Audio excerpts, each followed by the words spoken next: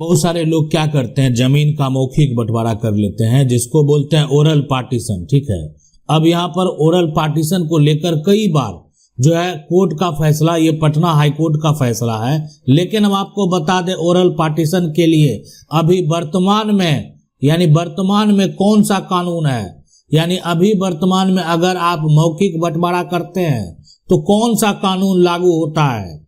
क्या मौखिक बंटवारा नाम का कुछ है? मौखिक बंटवारा करना चाहिए, नहीं करना चाहिए?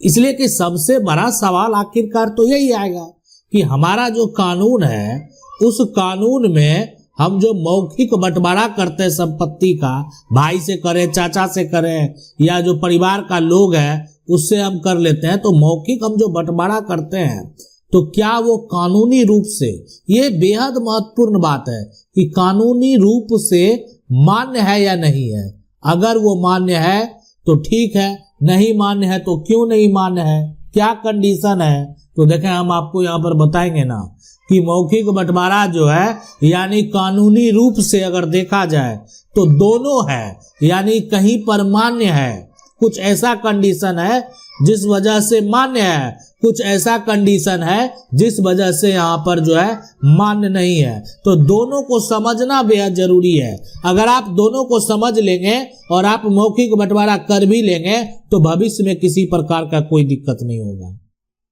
अब है कि मौखिक बंटवारा करते कैसे हैं, तो यहाँ पर क्या होता है कि मौखिक बंटवारा करने के लिए जो परिवार का सदस्य है ना, यानी परिवार का जो सदस्य, परिवार में जो लोग हैं, वो क्या करते हैं, बैठते हैं, यानी आपस में एक साथ बैठकर एक कागजात यानी बना लेते हैं, लिखित कागजात, यानी जो बनाया गया ना लिखित कागजात, आपस में वो बैठकर बनाया गया है लिखित कागजात। और बनाने के बाद जो है, यानी वो सारा कुछ जो है लिखित कागजात बना लिया, उसमें अपने मन में जिसको जो आया उसको बोलकर उस कागजात पर जो है ना मौखिक तौर पर लोग जमीन को क्या किए, जमीन को अलग कर लिए और अलग अलग घर भी बना लिए, मकान बना लिए, यानी अलग अलग हो गया।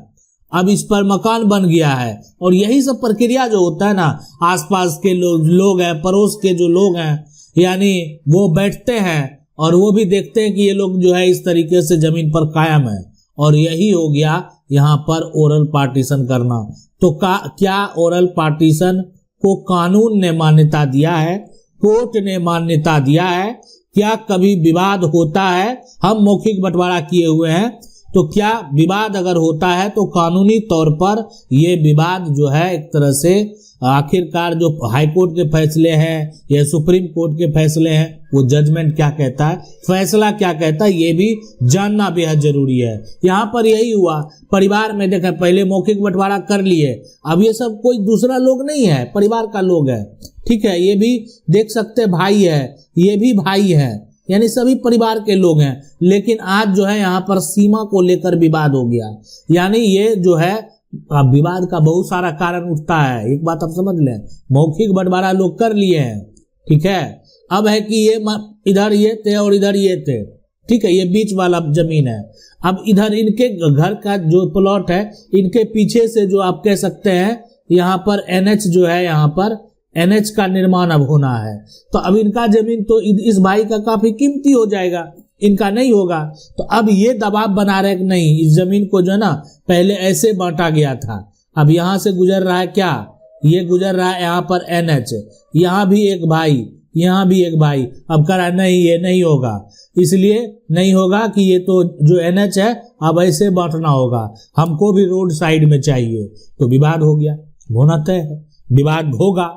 और इसलिए कि आप समझ सकते हैं एक भाई का प्लॉट कितना कम हो जाएगा, एक भाई का प्लॉट का कीमत कितना अधिक हो जाएगा, तो इसलिए कि वैल्यूएशन बढ़ेगा उनका, एक भाई का, तो विवाद हो रहा है, बोल रहा है नहीं ऐसे सीमा अब नहीं रहेगा, अब सीमा ऐसे होगा।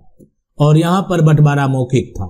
क्या मौखिक बंटवारा का समझौता जो है तनाव उत्पन्न कर सकता है? क्या मौखिक बंटवारा करने से कोई फायदा नहीं है? तो आखिर मौखिक बंटवारा करने से अगर कोई फायदा नहीं है तो कौन सा बंटवारा करें, जो कि इस तरह का समस्या अगर भविष्य में जो है हमें नहीं आए, भाई में नहीं आए, तो उनके जो बेटे हैं जो उनके उत्तराधिकारी हैं उनके साथ भी भविष्य में विवाद नहीं हो।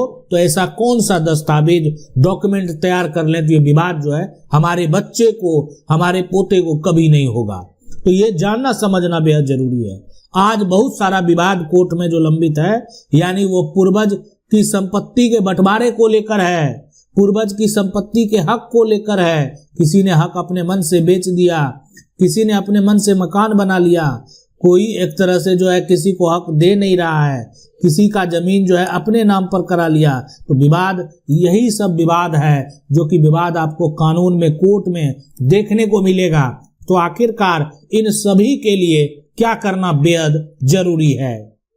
तो मौखिक बंटवारा यानी ओरल पार्टीशन का यहाँ पर कानूनी मान्यता की बात करेंगे। यहाँ पर जो है कानूनी मान्यता, तो देखें कानूनी मान्यता में अगर बात करें तो सुप्रीम कोर्ट के कई फैसले, यानी जो सुप्रीम कोर्ट के यहाँ पर कई फैसले हैं, कई जजमेंट हैं, उस जजमेंट में सुप्रीम कोर्ट ने क्या कहा कि यदि मौखिक बंटवारा, यानी ये साफ साफ आप समझ लें, यदि जो मौखिक बंटवारा हुआ है, ठीक है, मौखिक यहाँ पर बंटवारा वो अगर साबित हो जाता है, ठीक है, साबित हो जाए, तो ऐसे सिचुएशन में ये पूरी तरह जो है क्या होगा, यहाँ पर मान्य होगा। अगर जो है ये साबित हो जाए तो पूरी तरह मान्य होगा। लेकिन हमारा जो कानून है अगर उसकी बात करें, ठीक है, कि अगर ये साबित नहीं होता है तो क्या मान्य नहीं होगा। अगर कोर्ट में ये मौखिक बंटवारा साबित नहीं हो पाया तो मान्य नहीं हो, बिल्कुल मान्य नहीं होगा। अगर जो है आप ये साबित नहीं कर पाए कोर्ट में जाकर कि आपका मौखिक बंटवारा इस तरीके से हुआ था, तो ये आखिर साबित कैसे होता है वो भी हम आपको बताएंगे। तो बंटवारा जो मौखिक करते हैं ना लोग, वो क्या करते हैं कि लिखित रूप में अपने कागजात तैयार कर लेते हैं, लिखित रूप में कर लेते हैं, ठीक है, और या तो स्टाम्प पर आपने किया, स्टाम्प पर किया है, या आपका जो बंटवारा है वो सब लोग आपस में रजिस्ट्री बंटवारा हो। तो इस ऐसी कंडीशन में क्या होता है कि आसानी से रजिस्ट्री बंटवारा है तो दिखता है, वो स्टाम्प पर अगर जो किया गया बंटवारा है तो उसके अनुसार जो है सभी लोग जमीन के पोजीशन पर कायम है या नहीं है, ये भी देखना बेहद जरूरी है। अगर सभी लोग उस जमीन पर जो है उसी हिसाब से कायम है तो वो स्टाम्प जो बंटवारा है वो सही माना जाएगा। लिखित तौर पर आपने कागजात तो बना लिया, लेकिन उस कागजात के आधार पर सभी लोग कायम है या नहीं है, ये देखना बेहद जरूरी है। तो आखिर मौखिक बंटवारा जो साबित करना जो पड़ता है कोर्ट में, तो उसमें आखिर क्या क्या प्रक्रिया से गुजरना पड़ता है, ये बात आप समझिए। देखिए सारा संपत्ति जो जमीन जायदाद है, या तो यानी वो पूर्वज से प्राप्त है, यानी दादा परदादा जो है उन्हीं का ये संपत्ति है, खतियानी संपत्ति है, तो दादा परदादा जो है कि जमीन है वर्तमान में, आप उसका आपने बहुत सारे उत्तराधिकारी हो गए परिवार में, तो बंटवारा होना तय है। तो अब यहाँ पर जो हिस्सा मिला है, यानी जो आपको हक मिला है, तो उसमें सबसे पहले देखा जाता है मौखिक बंटवारा साबित करने के लिए। यानी ये सारा जो होता है ना कि मौखिक बंटवारा साबित कैसे करना है, आखिर कैसे कोर्ट में साबित करेंगे कि आपका मौखिक बंटवारा हुआ है। तो साबित करने के लिए, ठीक है, यहाँ पर करने के लिए ये बेहद जरूरी है कि यहाँ पर ये देखना कि जो हिस्सा मिला है वो आपके पास कब्जा है, ठीक है, जो आप शेयर की बात कर रहे हैं उसका आपके पास दाखिल खारिज आपने करा लिया, दाखिल खारिज करा लिया, तो क्या होता है कागजात तैयार किया, उस आधार पर दाखिल खारिज भी करा लिया, और परिवार के लोग हो या आसपास के लोग हो वो आपके गवाह हो आपके कागजात पर, ठीक है, उन्होंने बंटवारा होते देखा है और कागजात पर वो गवाह है। नहीं अगर अभी वो लोग हैं तो आसपास के जो लोग हैं वो आपके पोजीशन को बताएंगे। उसके बाद जो यहाँ पर सीमांकन रिपोर्ट है, ठीक है, सीमांकन रिपोर्ट क्या कहता है। उसके बाद बंटवारा के अलग अलग जो है यहाँ पर खेती मकान निर्माण, तो ये सारा जो है ना आपको जो समझना बेहद जरूरी है। कोई आपत्ति ना हो, मतलब जो है ना किसी प्रकार का कोई भी पहले यहाँ पर इस जो है उस पर ऑब्जेक्शन नहीं हो। तो ये सब क्या होता है, ये सब देखने के बाद ये स्पष्ट तरीके से साबित हो सकता है कि आखिरकार ये यहाँ पर जो है हमारा कानून क्या कहता है, ठीक है। अब ये बात करेंगे सबसे पहले कि ये जो जजमेंट है इसमें पटना हाईकोर्ट ने एक बार क्या फैसला दिया। तो पटना हाईकोर्ट जो है, यानी पटना हाईकोर्ट ने 1923 में एक ऐतिहासिक फैसला ओरल पार्टीशन के लिए दे दिया। और इसमें ये जो यहाँ पर पिता है, पिता का नाम है यहाँ पर जुगेश्वर, जो है जुगेश्वर मिश्र। अब इनका जो है, इनके 4 बेटे थे, ऐसा नहीं है यहाँ पर, लेकिन एक का नाम यहाँ पर जो महेंद्र है और दूसरा का जो नाम यहाँ पर उपेंद्र है, उपेंद्र मिश्र। अब यहाँ उपेंद्र मिश्र, तो ये दोनों के बीच में विवाद होता, मौखिक बंटवारा हुआ था परिवार में, चारों भाई आपस में जमीन बांटे थे, विवाद हो जाता मौखिक बंटवारा में। वही हम बताए आपको कि जमीन का सीमा को लेकर विवाद होता है कि आखिर मुझे कहाँ जाना चाहिए, क्या पोजीशन, और यहाँ पर चैलेंज हो गया, पटना हाईकोर्ट तक मामला पहुंच गया था। और यानी महेंद्र मिश्र और उपेंद्र मिश्र का जो विवाद है, इस विवाद में यानी पटना हाईकोर्ट ने एक मौखिक बंटवारा को लेकर जो है ऐतिहासिक फैसला सुना दिया। पटना हाईकोर्ट ने मौखिक बंटवारा को मान्य करार दिया, यानी उसका जो है ना मान्यता दे दिया गया और विवाद को समाप्त कर दिया गया। आखिर पटना हाईकोर्ट का ये बड़ा ही ऐतिहासिक फैसला था।